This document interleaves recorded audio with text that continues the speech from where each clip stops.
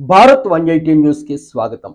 శ్రీ సత్యసాయి జిల్లా కదిరి నియోజకవర్గ YSRCP convener Maqbool media సమావేశంలో మాట్లాడుతూ 19 నెలల కూటమి ప్రభుత్వ పాలనపై తీవ్ర స్థాయిలో ధ్వజమెత్తారు. ఈ 19 నెలల కూటమి ప్రభుత్వ పాలనలో రాష్ట్ర ప్రజలకు ఒరిగిందేమీ లేదన్నారు.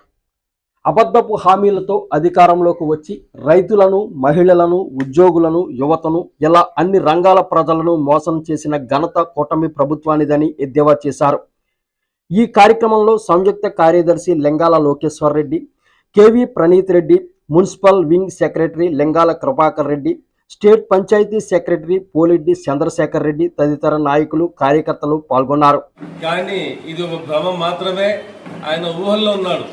ఎందుకంటే ఈయనకి సిబిఐ వారన్నా చెప్పి ఉండాలి, లేకపోతే ఈయన గొడ్డలి వ్యాపారం అన్నా చేస్తూ ఉండాలి, లేకపోతే ఇక్కడి నుంచి గొడ్డలు తీసుకుపోయినారు, అదేందో చేసినారని మాట్లాడడం చాలా విడ్డూరంగా ఉంది. ఇది మీకు నైతిక విలువ లేదనే దానికి దార్పణం పడుతుంది. అదేగాక మీ స్థాయి కూడా కాదు. జగన్మోహన్ రెడ్డి గారు ఏదైనా ప్రెస్ మీట్ పెట్టినా, లేకపోతే ఎవరి గురించి మాట్లాడడానికి కూర్చున్నా కానీ ఎంతో మర్యాదగా మాట్లాడతారు. మాలాంటి వాళ్ళు కానీ అదే నేర్పించున్నారు ఆయన.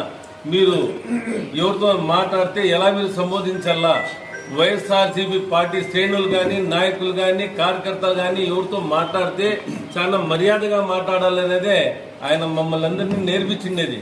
కానీ మీ పార్టీ, ఎందుకంటే మీ పార్టీ పుట్టిండేదే ఒక వెన్నుపోటుతో.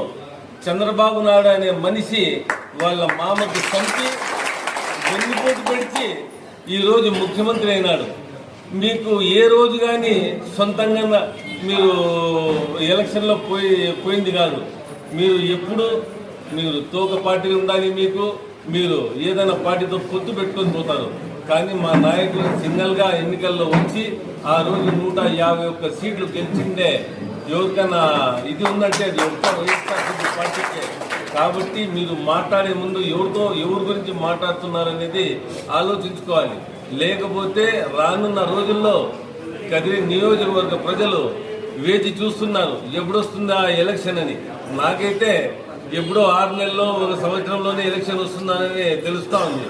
ఎందుకంటే మీరు చేసిన హత్య రాజకీయాలు, మీరు చేసిన నకిలీ డీడీ స్కామ్లు ఇవన్నీ ఇంకా సుప్రీంకోర్టులో ఉన్నాయి. ఎలక్షన్ ముందు ఏదో మీరు నా కేసు కొట్టేసినారని మీకు టికెట్ అనౌన్స్ చేయడం జరిగింది. దానికన్నా ముందు ఒక మాట గుర్తుంచుకోవాలి. మీ పైన కేసు ఉన్నప్పుడు మీ భార్య యశోదమ్మకే పార్టీ టికెట్ అనౌన్స్ చేసింది. దాని తర్వాత ఆ కేసు కొట్టేసిన తర్వాత మీకు వచ్చి టికెట్ అనౌన్స్ చేసినారు. మీరు ఎలక్షన్లో కంటెస్ట్ చేసినారు.